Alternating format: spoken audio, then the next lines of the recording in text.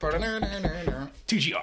Hey, what's up, everybody? It's Rudy, and on the other side of the world, we got your boy Onyx, even though I'm like 20 minutes away from you. But hey, what's up?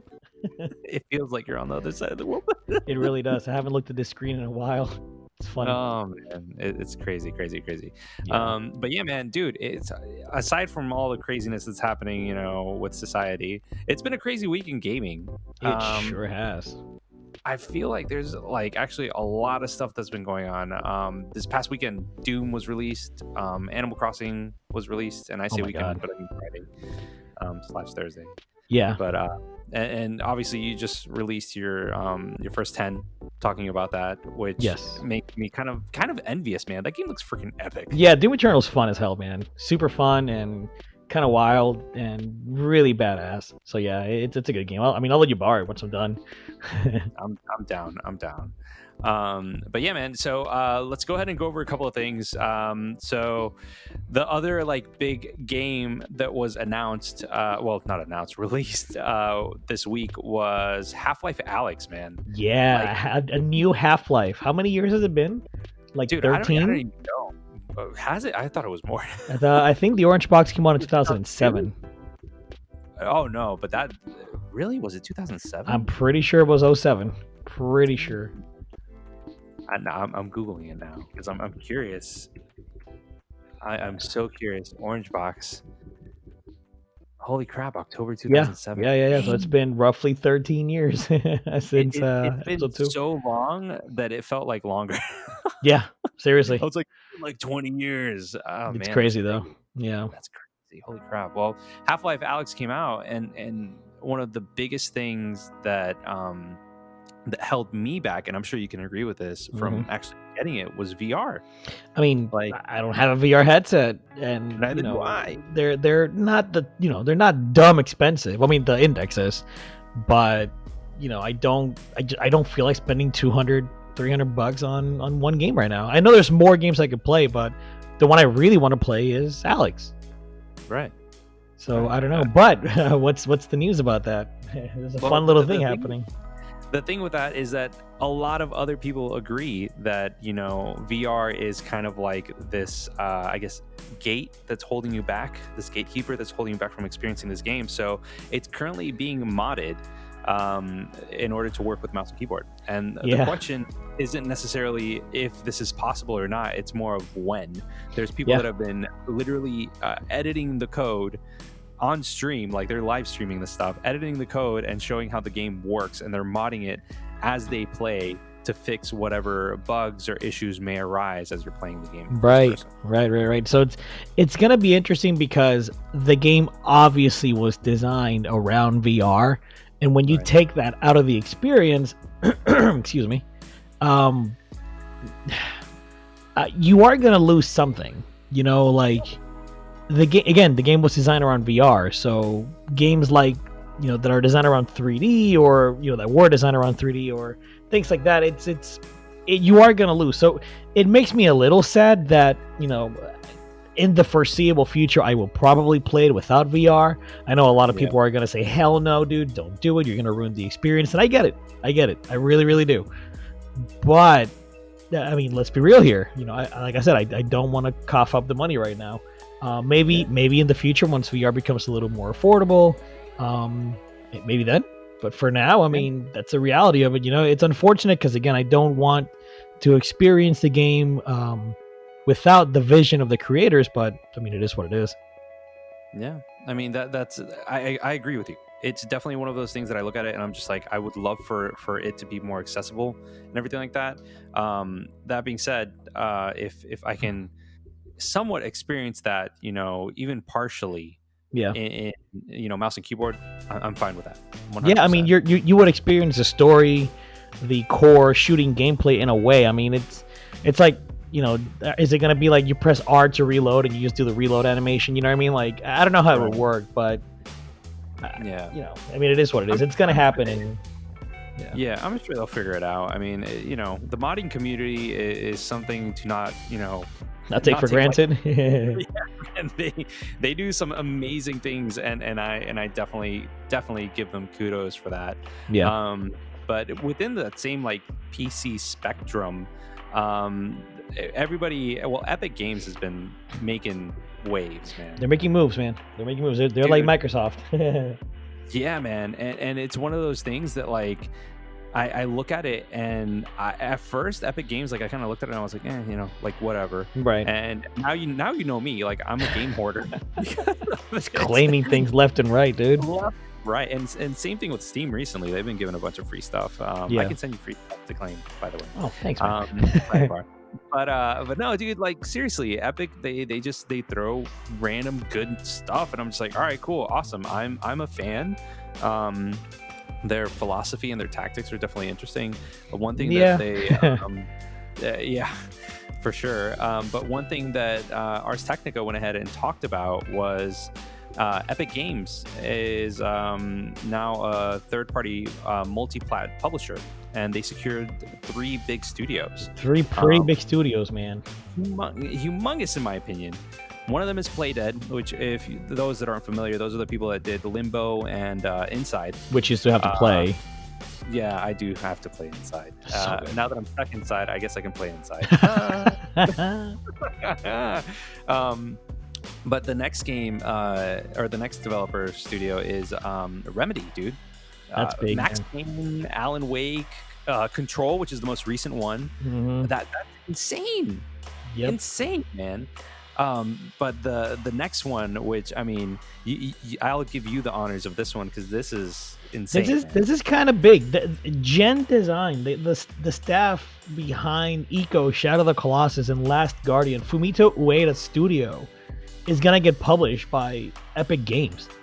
That's wild. And I know, like, that's probably the most niche, the most niche studio of the 3.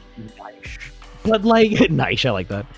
But like, it's still Shadow of the Colossus. I mean, that is arguably one of the best games of all time. Oh, yeah. And it's just crazy to think like Ueda's gonna have a game published by Epic Games. That's huge. That's huge to me. Right. So I mean, this is whatever comes from these 3 magnificent studios. Yeah, it's quality. It's literally quality. All these studios have had Game of the Year material. Some would argue best games of all time. Like that's massive stuff. The Colossus, that to me is like one of the greatest of all time, man. I love that. I love that game. I know. Yeah. So I agree with you, man. Like whatever comes from this, first off, like, does that mean that it's going to be exclusive? Like everything's going to be exclusive to PC? Probably on PC. Yeah. Like obviously for consoles, you'll still get it on consoles because there's no way they're not going to let them release these games on consoles. But on PC, it's probably not going to be on Steam until a certain time. I mean, that's right. The Epic Games is treating their things like a store, right? I mean, they have a store. They're treating it like essentially a console, and that's kind of, people don't like that because they're so used to Steam and having the accessibility of Steam and GOG.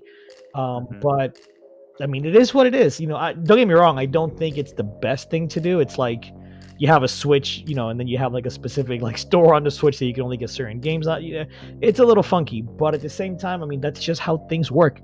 PlayStation has exclusives, Sony has exclusives, Microsoft has exclusives, and so does Nintendo. So that's kind of what they're doing, and it's just the way of the world. Yeah, it's definitely interesting how they do it, because you mentioned like how having a Switch and having like an exclusive store that you would go to buy these things, it kind of, for lack of a better term or better, comparison, it reminds me of GameStop when they used to do like exclusive, bundles and like you could only get certain things. But I mean, that's normal still. You still have that. Amazon had pre-order bonuses specifically for Doom Eternal, right?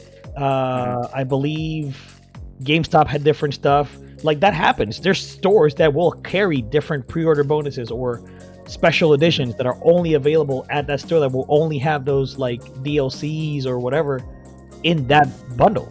So that's still a thing. Like, and I mean, people do complain about it, but I complain about it. Yeah. That's just it's how it is. Like that's not going to change until major change. I don't know. I don't even know if that would ever change. Yeah, so it's like Epic Games is going on uncharted territory essentially, and they're doing essentially what stores do, because when it comes to the PC landscape, you have multiple stores that you can buy things from. Right. It's just you technically you could buy Final Fantasy VII at GameStop, Target, Walmart, Best Buy, whatever you want. In this instance, it's like, oh yeah, Best Buy is the only one that has Final Fantasy VII, Right. so you have to go Final Fantasy VII over there. Yeah. Even though it's still the same console, it's a store exclusive, so it's very interesting. And they've done that with certain things, like Limited Run Games has released physical versions of Switch games that are exclusive to Best Buy. You can still buy them online, but if you want to buy them at a brick and mortar store, you got to go to Best Buy. That's where I bought my Undertale game for Switch. That was you can only find that at Best Buy. Wow, I've actually been itching about going back to Undertale. Genocide? Ooh. Dude, my son can freaking sing in Megalovania like without even, Oh, that's so funny. It's insane, dude. He's never played the game, That's and great. he can sing it. I'm just like, great. what? What are you talking about? So, yeah. Anyways, yeah, man. I agree with you. Like in regards to that, it's an interesting take on things, and I don't know. We'll see what happens with that for sure. I can't wait to see what their next games are. That's my thing. Like I know Playdead has been developing a game for a while now. So I can't. That's gonna come out. That has to come out soon. It's already been almost 4 years since Inside. Yeah, same thing with Last Guardian. Actually, we're going on 4 years too. Control is like you said, it's the most recent one that's come out. And one of their first DLC packs just came out yesterday, I think. So I don't know. I guess only time will tell. Yeah. Well, I mean, we'll see. Yeah. But the other game that came out recently that I will release a first 10 on it soon. Yes. Ish. Is Animal Crossing: New Horizons, and and I'm gonna try not to spoil too much of my first 10. Right. But for most people that have a well, first off, it's getting review bombed. If Game Rant went ahead and did like this quick article on it. Pretty much, long story short, when you go to Metacritic, which actually I haven't checked in a while. Last time I checked, it was 6.9. But everything else in regards to like actual reviews, it's like I think it was 91. Really? If I remember correctly. Yeah, and it reviewed really well. So when that came out, I was like, ooh, this is going to be a good game. I mean, it's Nintendo first party. Yeah. And okay, so it was at like 6.7 or 9 last I checked. It's at 5.7 right now. So it's being continuously review bombed. Now, before we started recording, I talked to Onyx about it, and he's like, dude, why? And he's like, no, hold on. Let's save it for the actual conversation. Yeah. So, long story short, if you if you are the only person in your household that is going to play your Switch, you're fine. You won't even experience this. But if you live in a household where there's more than one gamer, and I'm not talking about like my 4-year-old son, I'm talking about like an actual gamer, then this game is going to piss some people off. And here's why. When you start the game, you are essentially similar to like being the mayor in New Leaf and so on and so forth in previous games. In this game, you're the resident representative. And the resident representative essentially makes all the decisions in everything, and they kind of go ahead and progress the story, and the game itself kind of unlocks little by little. But if you are not the resident representative and you're just like a player 2 or player 3, somebody else that has a profile on the account or on the Switch, and you go into the game to play, then you're pretty much screwed. You can't progress the story. You can't even like sometimes you can craft things or like get items to like set up houses for people that are going to live on your island. You can't do that. You can only gather resources and donate to a museum. And as far as I know, that's pretty much it. So I started the game without even thinking about it. I was like, sweet, awesome. Yeah, I'm going to go ahead and play Animal Crossing. Yeah, I'm going to play Animal Crossing, get some footage and call it a day. And then lo and behold, my wife goes ahead and starts it up and is like, yeah, I can't do anything. And I was like, what? And she's like, yeah, I'm freaking pissed because I've been wanting to go ahead and play this game. I've been looking forward to playing this game with you, and I really can't. Like, I can just gather resources. That's pretty much it. So the idea is that you know, you as a player, you want to go ahead and experience this game. But if you share a Switch with somebody else and you're not that resident representative, you're screwed. So That sucks. yeah, you can't play the game, dude. Yeah, Like that's it. You can't play the game in the way that it's intended, and it's literally sitting there in front of you. It's horrible. Like a lot of people, they've been saying that this is Nintendo trying to go ahead and blatantly sell more Switches because you can only have one island per Switch. So it's like, well, you know, if I can only have one island per Switch and there's only one resident representative that can play the game, then I guess I should just go ahead and get a new Switch. Like I literally talked to my wife and I was like, maybe we should get you a Switch Lite. And she was like, no, screw that. Like, I'm just going to wait until you get bored with this game and I'm going to delete your stuff and play a new one. You know? So I have like question on the GameCube, like, if I remember correctly, it was all memory card based, right? But like, you could only really have one file and one memory card because the file was like super duper huge, right? Was that not right? Right. So technically, you would still have to have two memory cards. You didn't need two freaking GameCubes. No. That just kind of sucks. It's like if you could at least put, you know, the save data, maybe, you know, I don't know, on the SD card versus the Switch, and then you can kind of jump around. Then maybe take out the SD card or something. I don't know. That's kind of whack. You can't do that. Yeah, I know. But I'm saying, like, that's kind of whack. You know, like that you can't do that. Yeah, well, I mean, Nintendo is very, very they're very protective. Let's just say that they're very protective of like their save data. Stupidly. So it's like unnecessarily. Like, having multiple Switches in one household is dumb. Like the way that they handle their data. Like I get it. I understand what they're trying to do, but in a household of gamers, you're going to have more than one Switch. And you don't need to, but you know, in this instance, it would be like you would have to have more than one Switch. And let's say I'm like, you know what? Let's say I buy a Switch Lite, and I'm just like, you know what? I just want to play. I don't freaking know, like Mega Man X or Zero X or whatever. And I'm just like, I just want to play it at home, and I just want to play it in bed. Like I want to play it on my Switch Lite. I don't want to play it on the TV. Like in order to get that save data from the original Switch to that Switch Lite is a ridiculous process. And here's the thing, if you transfer it directly from one to the other, like it nukes the data on the original console. So like let's say I buy a Switch Lite, right? Mm-hmm. And I'm like, all right, I'm gonna get all my data from my OG well, it wasn't day one Switch, but you know what I mean, the first batch of Switches, launch Switch, and I'm gonna go ahead and put that on my Switch Lite. Well, great, awesome. It's going to go ahead and transfer over. But the moment that it's done transferring over, like all your data on your original Switch is gone. Yeah. It doesn't matter if you want to keep it or not. So I don't know. It's just a headache. This whole because you're forcing people onto one island. Yeah. I'm kind of getting heated just talking about it. You know. Yeah. It's annoying. Yeah. I mean, I can understand. You know, I just don't see like the review bombing. Like, I don't know if that's going to make a difference. To be honest, like. The game is still going to sell well. It actually sold pretty well. It sold ridiculous, like over 3 million copies in like a few days. Something like that. Yeah, but it's selling very well. So I mean, you know, it is what it is right now, dude. It's like it's island paradise in the midst of us being like quarantined and stuff. Nintendo is Nintendo, you know. So now it's just they're freaking pink elephant. Hopefully they'll learn. I don't think they will.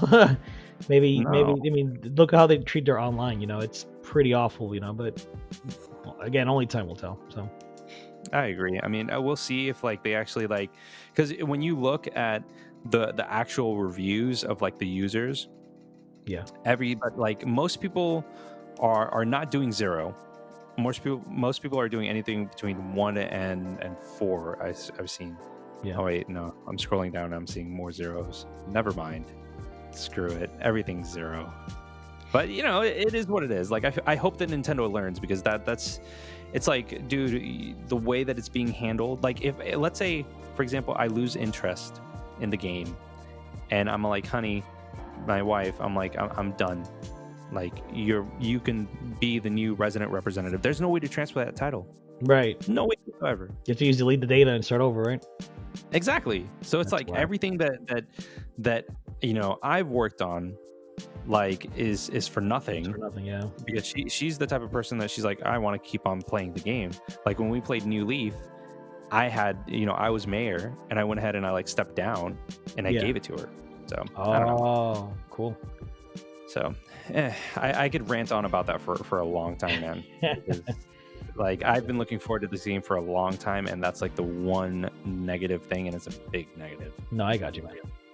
So, but yeah, man. No, how's Doom? Is it amazing? Doom Eternal's great.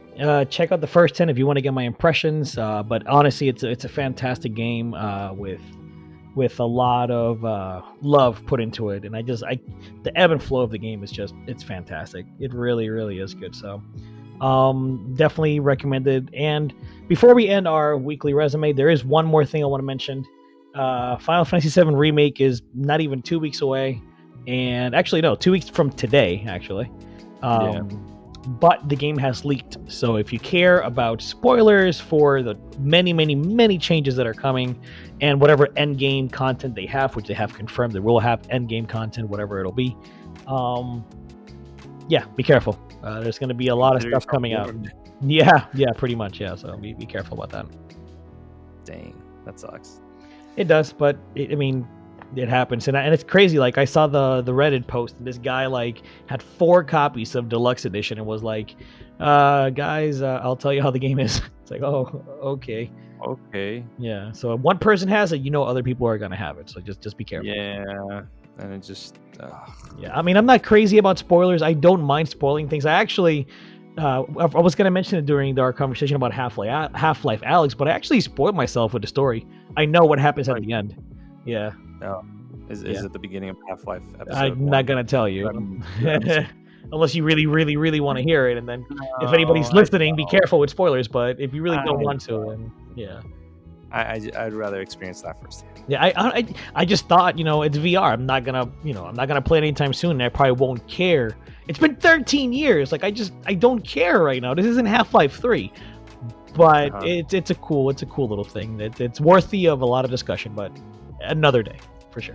Okay, all right, touche. I guess we gotta wait for that mouse and keyboard mod. Right, or a cheap VR set.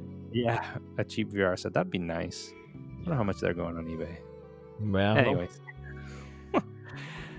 Dude, well, that's it for the weekly resume then. Kind of a long one this week, so yeah, I know. Sorry, I ended up ranting. I'm sorry. You're good. We are passionate gamers, and we talk about stuff. So gamers. Damn it. Yeah, if you made it all the way to the end, thank you for listening.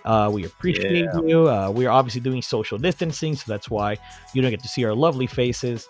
But hopefully, once this whole thing blows over, we'll get back to norm. Yeah. Hopefully. But in the meantime, like, comment, and subscribe. We are shills.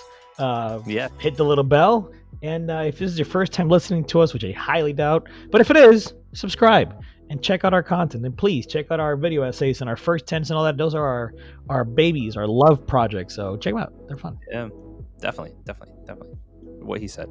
So anyways, guys, we will check you on the next one. Later, guys. Deuces. Hope you enjoyed the video. If you want to see more and stay up to date, subscribe, hit the little bell, and join our Discord. If you want to support the channel, please check out our Patreon or hit the join button below. As always, thanks for your support and thanks for watching.